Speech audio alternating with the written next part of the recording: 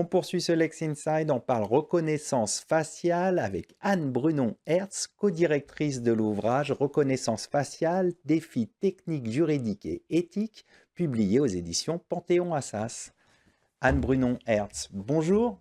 Bonjour, merci de l'invitation. La reconnaissance faciale suscite à la fois fascination et méfiance. Nous allons voir ensemble les défis que pose la reconnaissance faciale, mais tout d'abord, pouvez-vous nous présenter votre ouvrage? Alors, l'ouvrage est issu d'une collaboration dans le cadre d'un colloque qui a été fait à l'université Panthéon-Assas.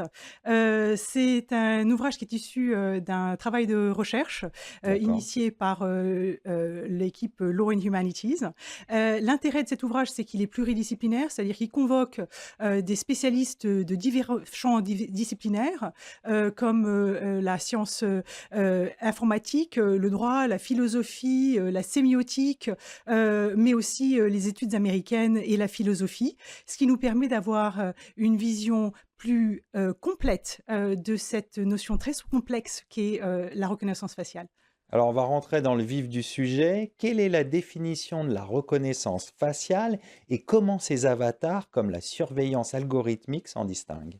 La reconnaissance faciale peut être définie comme une technologie informatique qui permet de reconnaître automatiquement une personne à partir de son visage. Et il faut distinguer la reconnaissance faciale d'autres termes qui circulent, tels que vidéosurveillance augmentée ou automatisée ou intelligente.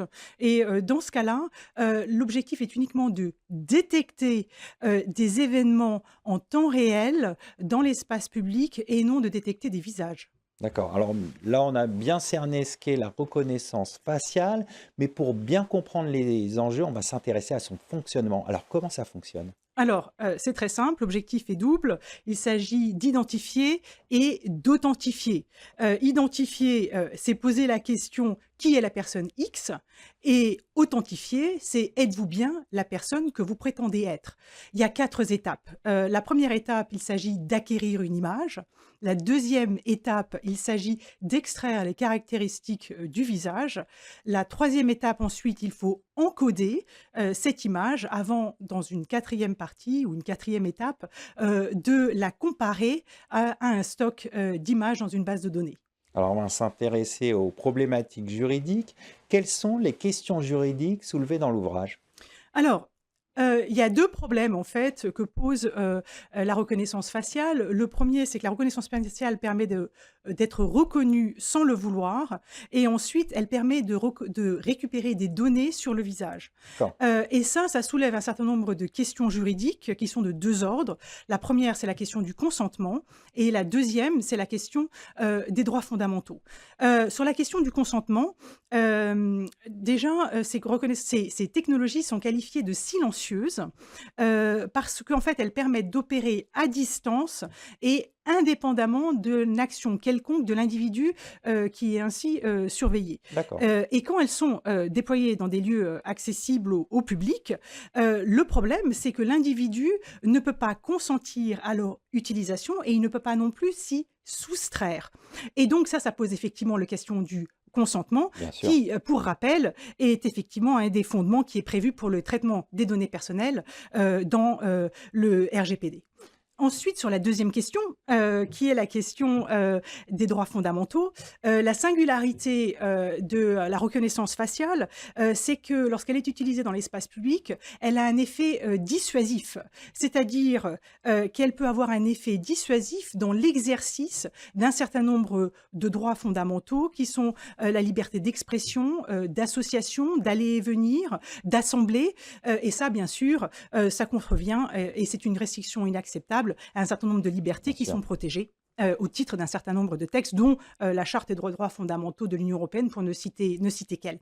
Un autre problème qui en découle aussi, c'est le problème des faux négatifs. C'est-à-dire qu'une personne, n'est pas reconnue, donc exposée à des sanctions qui peuvent porter atteinte, à sa dignité et dans ce cas-là, on est dans des cas, de discrimination et la question des biais algorithmiques, qu'ils soient des biais sexistes et raciaux, est bien documentée. Alors, on voit que les questions juridiques sont nombreuses. Un autre aspect qui est intéressant, ce sont les enjeux liés à cette technologie. Quels sont les enjeux de la réglementation de la reconnaissance faciale? Alors, les conditions de mise en œuvre, de la reconnaissance faciale, s'appuient sur une pratique sociale qui, en France, est renforcée par une obligation légale qui est celle de se déplacer à visage découvert dans l'espace public. Et cette pratique qui est, assez, couramment partagée, finalement, s'oppose à un cadre réglementaire qui, varie énormément, d'un pays à l'autre.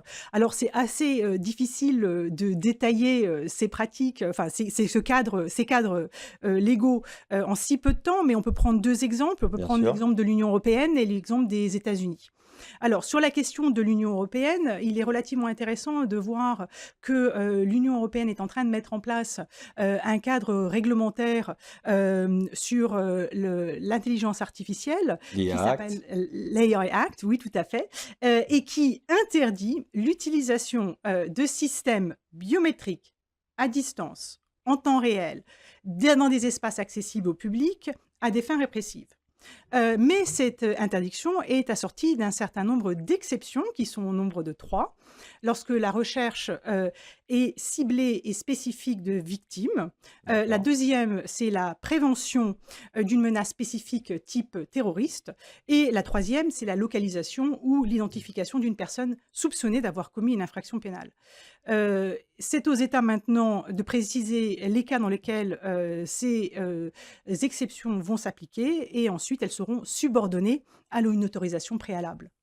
Sur le cas des États-Unis, alors là, on est dans un paradigme totalement différent parce que il n'y a pas de loi fédérale, réglementant l'utilisation de la reconnaissance faciale. D'accord. Alors, comment ça se passe? Alors comment ça se passe? Ben, tout se passe au niveau, des États, des comtés ou des villes et on dénombre à ce jour environ, une vingtaine de lois, qui réglementent l'utilisation de la reconnaissance faciale. Ce qui fait que D'accord. finalement on a un panel très, très large qui va, de, la loi de 2008, de l'État de l'Illinois, qui, limite l'usage, des, données biométriques et qui les base sur une nécessité du consentement des individus dont les données sont ainsi collectées.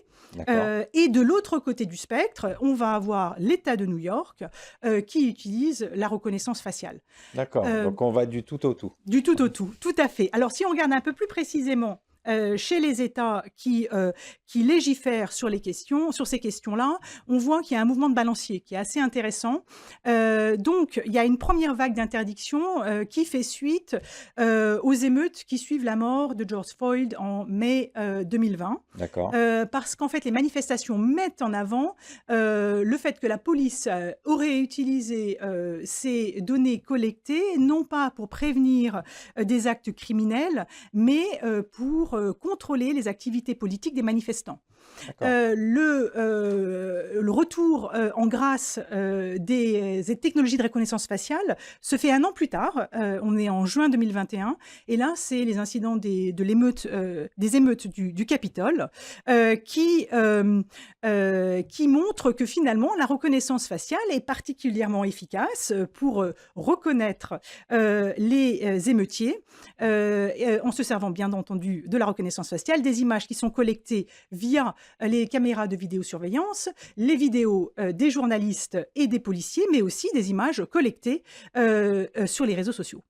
Pour terminer, en quelques mots, quelles sont les alternatives juridiques au cadre que vous venez de décrire? Alors, j'en déclinerai une. Je pense que d'abord, il faut se rendre compte qu'il y a un certain consensus, autour, de la réglementation de, la reconnaissance faciale. Ce consensus, c'est de dire: «Il n'est pas possible d'interdire absolument».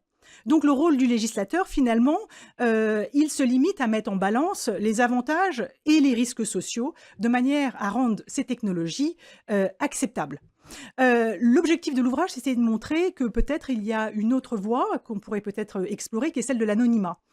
L'anonymat, n'est pas de supprimer ou de cacher l'ensemble des traits caractéristiques d'une personne, mais d'empêcher leur mise en correspondance.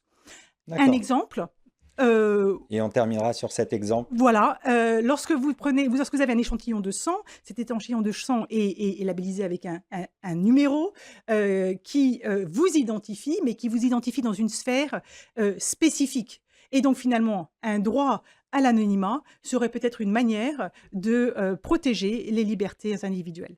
On va conclure là-dessus. Merci d'être venu sur notre plateau. Et tout de suite, la troisième partie, on va parler beaux commerciaux.